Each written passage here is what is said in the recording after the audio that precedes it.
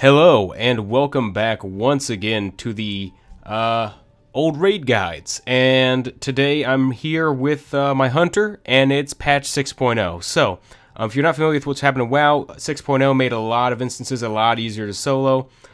So my guide for this was actually really slimmed down, but here it is. So I'm going to talk to this guy to start the first fight. Is the Beast of Northrend. Now this is a very simple fight, not too much to it, and it shouldn't be too difficult for most classes. It's literally just a tank and spank, especially if you have a pet. You can just put your pet's taunt on, which I didn't even do that. I don't think, at least. I don't remember me doing it. Your pet can just tank it while you just beat him down. It's just that simple. It is a very simple fight. There are 3 different bosses, 4 if you count the one that has 2, I guess. But it's very simple. It's very easy, and I'll talk you through each boss, obviously. But hope you're excited for this series coming back, and it will be a lot shorter and a lot more simplified. So, starting off here, this guy is seriously just a tank and spank. He does do an impale on you, but its damage is so minuscule in patch 6.0 that it's not even worth noting. You can see there it's doing, I believe it's the one doing 72s to me right now. So it's not even worth it. He does drop fire on the ground that you want to move out of. It does do a little bit of damage. However, he does have these kobolds here. These kobolds will jump on your back and start interrupting your cast, so you do want to kill those. They might be glitched right now and they just don't jump on anyone, but that is what happens. This is the next boss. It does come this fast, which is the Razor Scale and Dreadmaw, I believe, something like that. 2 big worms. One of them spits fire, the other one spits poison. They negate, the debuffs they give negate each other. So the poison debuff will negate the fire debuff will negate the poison debuff. So you can see here the debuffs don't even go up on me, and they're already dead. You do get an achievement for killing them both within a certain amount of time, so keep that in mind if you're going for achievements. And then this is the last boss here, already done with the first boss basically. He is very simple. You could save cooldowns for him, but because he does have a little bit more health than the other ones, but he is really simple. He just smacks you around. He'll knock you up in the air and stun you every now and again, and breathe on you like that, and also stun you through that. But really simple. His damage isn't that high at all, and should again just be a tank and spank. I do believe, I'm not sure exactly what happened here, but I did get fire on me, and I started to get I think I got like 10 stacks of the debuff or something like that, and it started doing some damage, but it wasn't enough to go and make me really fear for my life. But when he hits the wall, he does take extra damage, so if you want to just go and, you know, blow a cooldown or do whatever, blow a little minor cooldown, then that's good. But here is what you're in here for Trial of the Grand Crusader. You're in here for Trophy of the Crusades. Those are 50 gold each, and each boss drops them, as well as you get all this sweet loot and cool transmog. But you can see here you also get a lot of patterns. Patterns can be sold from anywhere from like 100 gold to 200 gold, and anywhere up from there, but mostly it's about 100 to 200 gold. They're not too popular, but for completionists, they're very nice. So, I'm going to talk to this guy to go and start off the next event, and the next one is Jaraxxus. If you don't know who Jaraxxus is, he is fairly popular, to be honest with you. His lines are like very simple, but it's, I don't know, it's an interesting fight, and I'm just going to let the audio play out, and you can hear what he has to say, and then I'll go when the fight actually starts.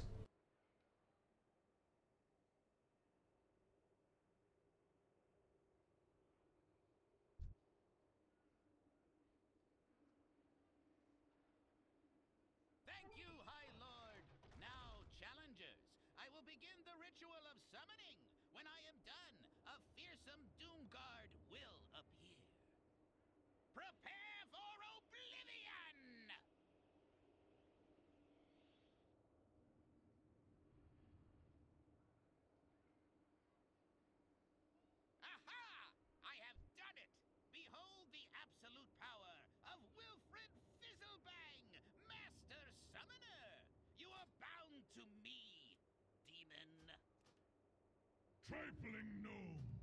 Your arrogance will be your undoing! But I'm in charge here! I still love that every time. But anyways, now here is the fight. It's fairly simple, especially if you're a caster who can spell steal, mages. It is an amazingly easy fight. You just go, you attack him, and you kill the portals when they come up, but you shouldn't really have to worry about them. The adds that they spawn don't do that much damage, but you can see here, this is why it's good for spellcasters. This buff that he has here, you can spell steal, and it gives you an extra 200% magic damage, which is crazy. But there you go, the adds didn't even come out of the portals, he was dead beforehand. But you can see here, I got another trophy of the Crusade, and there it is. It's just that simple for a lot of these fights with the new tuning. But simple and easy, which is good. This is a really good place for gold, and a really good place to get a lot of gold. If you need to go and pay your repair bill, or I don't know, get that item on the auction house and you're just a little bit of gold off, you could probably go and do this, most likely, and get a decent amount of gold. The next part is the faction champions, and I did have an issue with this one. I accidentally stopped recording, so you'll see me switch over to my druid here, and we will go from there in terms of the fight. So, let the roleplay play out, and then we will go and start the guide on my druid, I guess.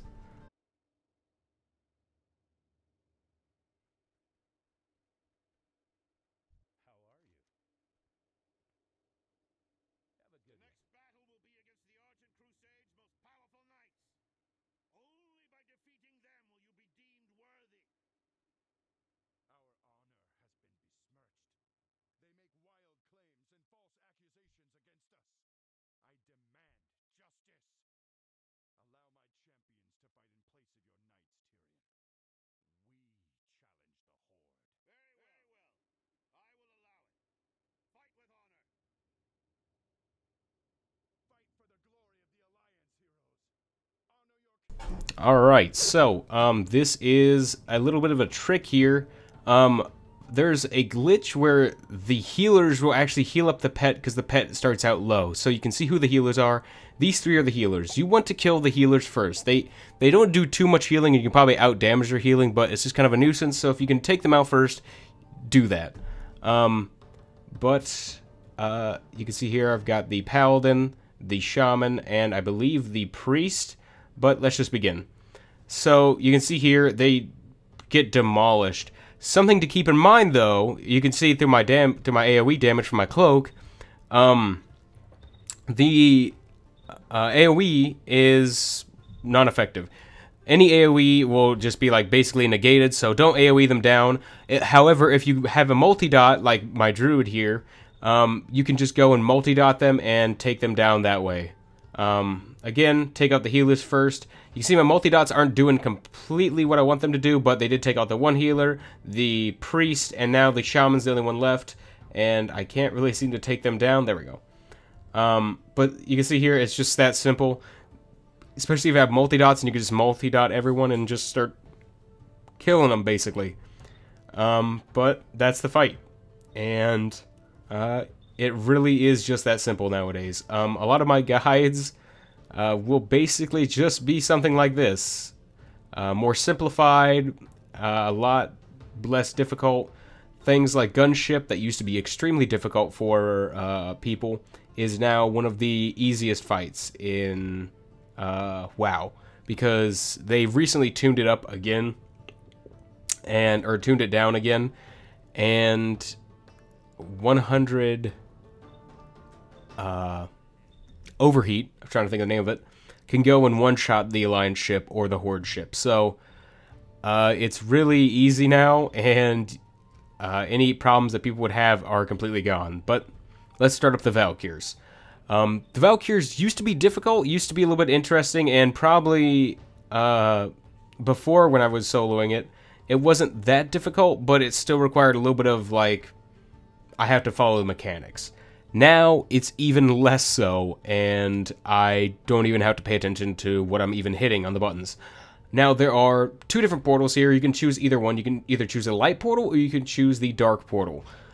They both do basically the same thing, except if you have the light portal buff, you attack the dark dark person. If you have the dark portal buff, you attack the light person. Just that simple. The damage from the portal that you choose will do more to that opposite person. So I grab the light, I'll do more damage to dark. That's how it works. If you grab dark, you would do more damage to light. And, simple as that. You pull one, you pull them both. You can see here, and there it is. They both come at you. Keep in mind, they do share a health pool. So again, if you're a multi-dotting class, or you have some sort of a little bit AoE, because these guys don't take less damage from AoE, you can do a little bit more damage, pad a little bit, and just make the fight just a little bit faster. But you can see the damage difference. That is a that is a regular hit that was like 1,160 something, or not 1,000, 100,016 something like that. And then on the dark one, I did just a ton more. But here are the orbs, and you can see the dark ones will damage me if I'm using light. The light ones will give me a buff. However, there must be a glitch right now because I ran into them, you can see here, and I'm not getting a buff. Or probably a glitch, but they will cast this every now and again, which is a light or dark vortex. I currently am light, so you don't really see the damage too much, but don't worry about it too much. You don't really have to switch. It shouldn't be that much damage at all. But that is Twin Val'kyrs. Nothing too major, nothing too difficult, like the rest of the fights, and like the rest of old content at this point. But had to be talked about. Can't really just skip over them. And yet another trophy of the Crusade there too, as well as Death's Verdict. Love that trinket. And a pattern. So that is it for this druid. I am going over to my hunter again to continue the rest of this. And let me tell you, there's some major issues with the last boss.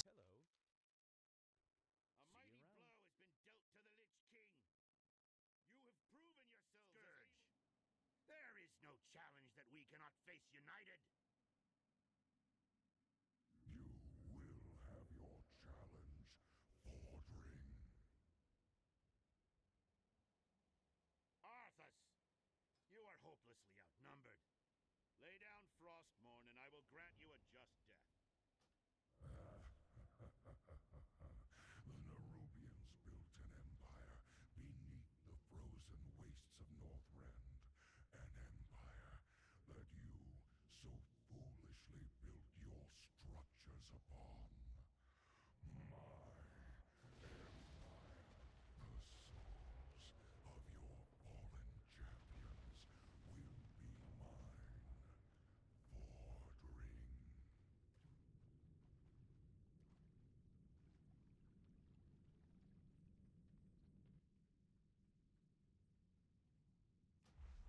Now, I referenced my Ice Crown Citadel guide earlier, or my gunship guide earlier, and that kind of has a purpose. I died a lot during this. The fight is overtuned right now, and you'll see why. Now, I'm going to show you exactly what I do. I go and I pop on my cooldowns, and I try and get him down as fast as possible. I know that Leeching Swarm is kind of a big deal, as it was when I was soloing this pre-patch 6.0, but it wasn't that big of a deal. You know, I could usually out-heal it, or yeah, I usually just out-heal it, and I can go and still do enough damage to go and beat him. Now, you'll see the issue right here in a minute. Now, he's about to cast Leeching Swarm here. I believe he casted about 30% health, 35% health, something like that. And you can see what happens. I'm going to slow this down a little bit. And he casts Leeching Swarm, and my health drops down to like nothing. I have 8% health here, 4%, 3, 2, 1, and I am dead. Now, the issue here is that Leeching Swarm is completely overtuned and is damn near undoable. Even if you have self-heals, you don't want to self-heal too much, or you'll just heal him up back to full.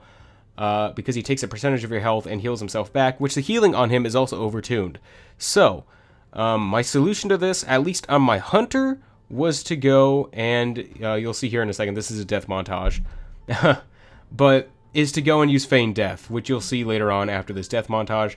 It is literally just ridiculous. You can see how fast I die, how ridiculous this is. Something I did was I took a little bit more healing, a little bit more burst. I took Stampede and Animal Bond, so I go and heal myself up a little bit.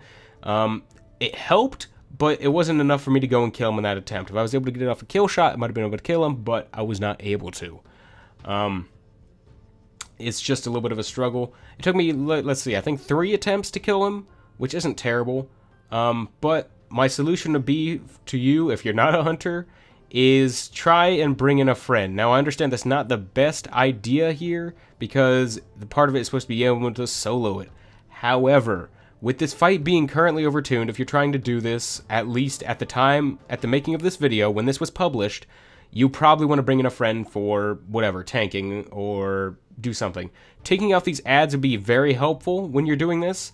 However, it's not completely necessary. As you can see, I just kind of let them alive. But I blew deterrence, and I didn't think about it when I was doing this, but I used Feign Death, and the ads just kind of wander off. So I was able to go and kill the boss. He is still healing for a decent amount, so keep that in mind. You still want to have some sort of burst. I wasn't able to kill him here, and I had to go and like get a little bit of focus back, and I was on the brink of death. So just keep that in mind, and congrats on your kill of Trial of the Grand Crusader. And congratulations on your crazy amount of gold, because this really is a good instance for gold. I love doing this instance for gold whenever I like really need it, because it's just a good amount. And the fights in here are also interesting. So that's it for this guide. If you enjoyed it, feel free to drop a like rating below. And while you're running out of here, you can go and click this portal here, by the way, and it'll take you straight back to Dalaran. And that is fantastic. So yeah, that's it. I hope you enjoyed this video. If you did, feel free to drop a like rating below. And tell me what you'd like to see next. This one was a fairly short guide, and kind of back, hopefully. I've got work and school still, but I've got some free time because school is like winding down a little bit, but you know, that's how it is. Anyways, have a good day, and I hope to see you in the next video. Peace.